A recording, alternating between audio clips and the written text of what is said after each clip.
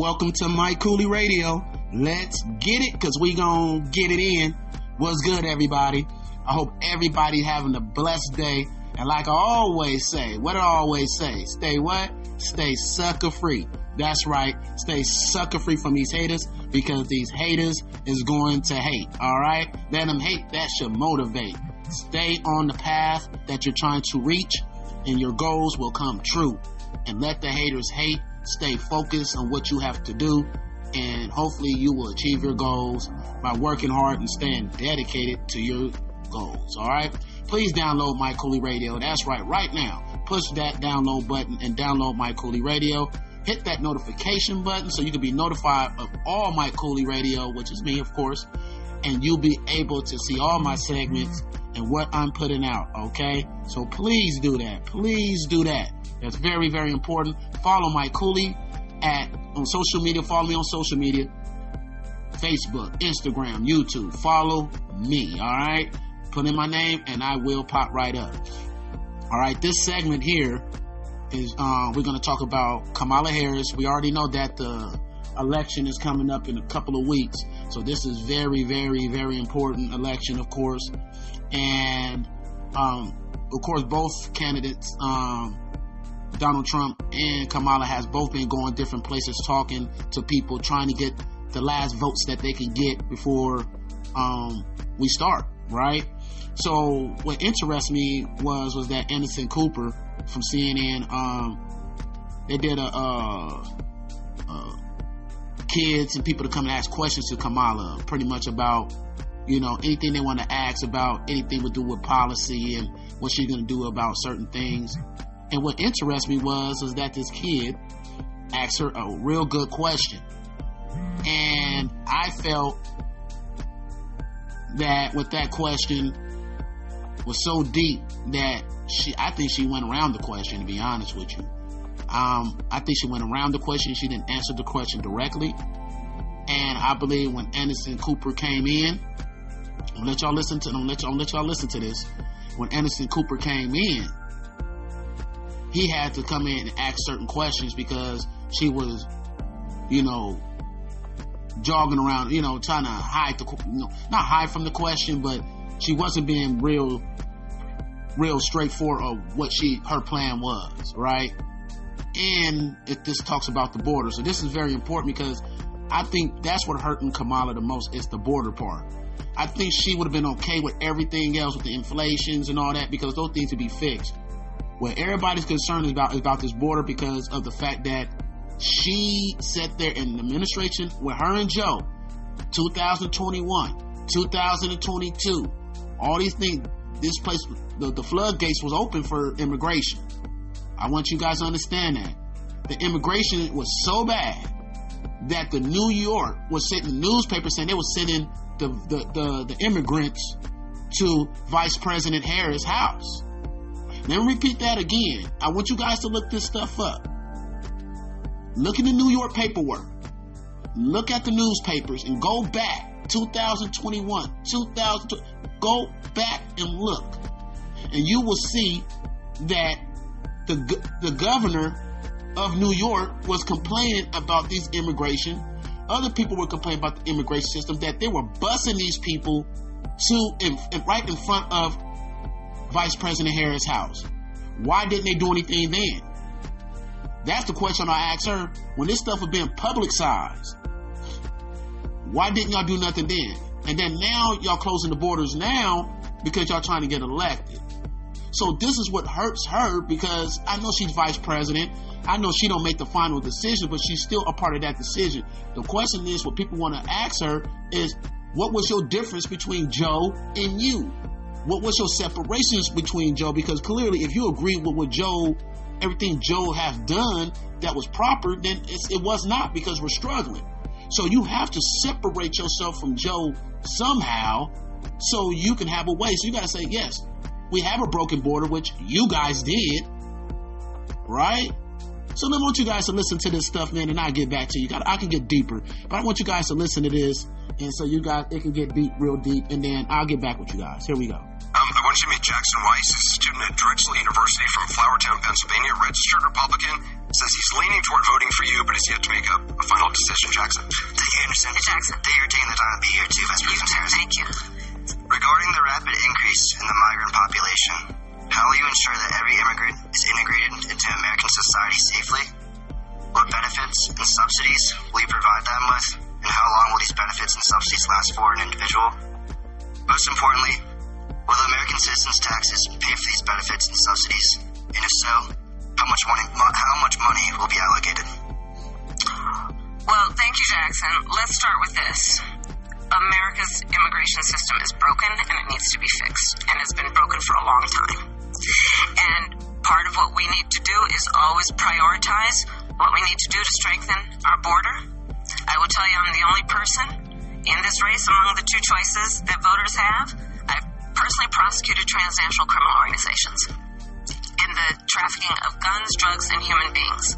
I have spent a significant part of my career making sure that our border is secure and that we do not allow criminals in and we don't allow that kind of trafficking to happen and come into our country. And as my opponent has proven himself, he would prefer to run on the problem instead of fix the problem.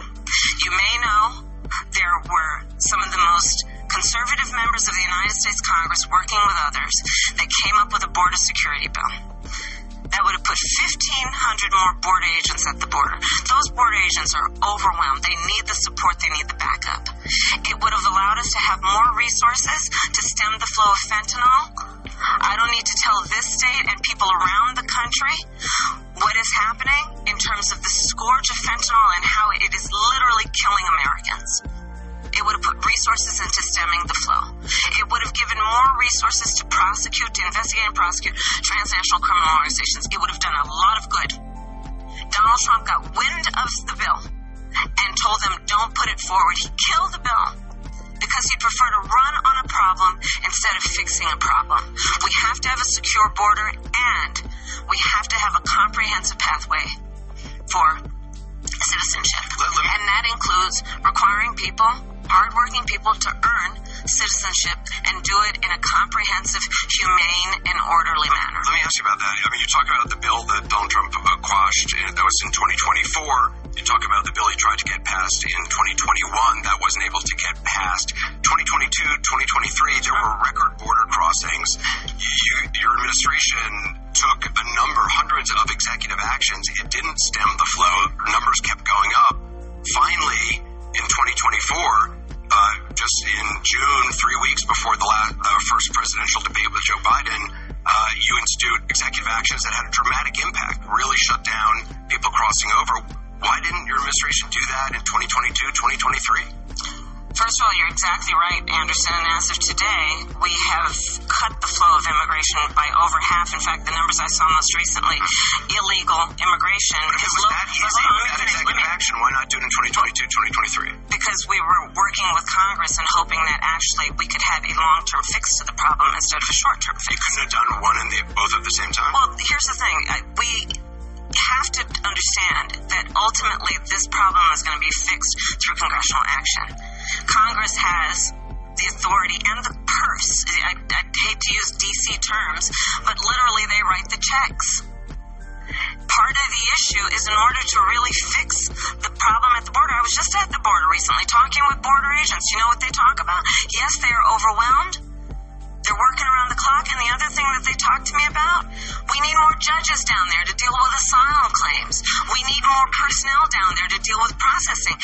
But Anderson, and that's where Congress kicks in terms of dedicating the resources to actually fixing the problem.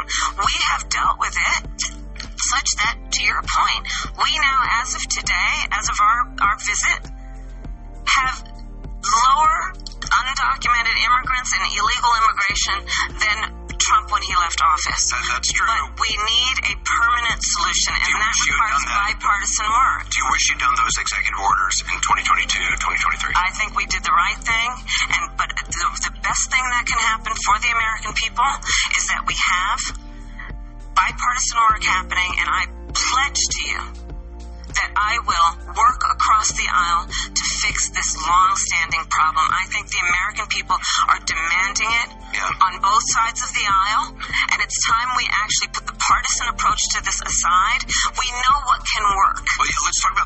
compromise bill that you want to pass if you're elected. You said that's going to be a priority. It includes $650 million in funding for the border wall. That's something Republicans wanted. That was part of the compromise. Under Donald Trump, you criticized the wall more than 50 times. You called it stupid, useless, and a medieval vanity project.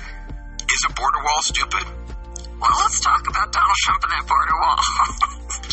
So remember, Donald Trump said Mexico would pay for it? Come on, they didn't. How much of that wall did he build? I think the last number I saw was about 2%. And then when it came for time for him to do a photo op, you know where he did it? In the part of the wall that President Obama built. But you're agreeing to a bill that would earmark $650 million to continue building that wall. I pledge that I am going to bring forward that bipartisan bill to further strengthen and secure our border. Yes, I am. And I'm going to work across the aisle to pass a comprehensive bill that deals with a broken immigration system. I think Jackson's question, part of it was to acknowledge that America has always had migration, but there needs to be a legal process for it. People have to earn it. And that's the point that I think is the most important point that can be made, which is we need a president who is grounded in common sense and practical outcomes. Like, let's just fix this thing. Let's just fix it. Why is there any ideological perspective on it? Let's just fix the problem. To fix the problem, you're doing this compromise bill. It does call for $650 million that was earmarked under Trump to actually still go to build the wall. I'm not afraid of good ideas where they occurred. You say you don't think it's stupid anymore. I think what he did and how he did it did not make much sense because he actually didn't do much of anything. I just talked about that wall, right? We just talked about it. All right, so you guys heard her. What you guys think after hearing that? After you heard her give her speech and said what she had to say, how you guys feel? I'm gonna tell you how I feel. She's in trouble. Yeah, you know what I mean? A lot of people get on me, man. Oh, Mike. Nah, man, I know politics very well. I'm telling you right now, she's in some trouble. And I think what's hurting her is that border. That border hurt Kamala. If she win, boy, she won, boy, that's going to be an impressive win. And, you know, if she does, that's great. I don't really care who wins, to be honest. But at the end of the day, all I'm saying is that Kamala, she is in big trouble. And the only reason why I say that, because people are looking at this interview, and Anderson Cooper really put her out there by saying, you said putting a wall was not a good idea. And you said it more than 50 times. So that tells you that she was never about the wall. She was never about putting a wall up.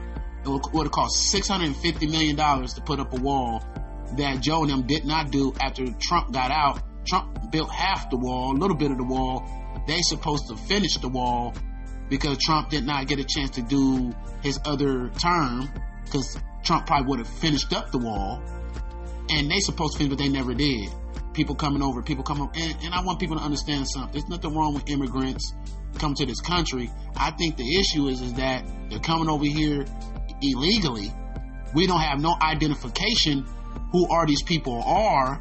They could be criminals.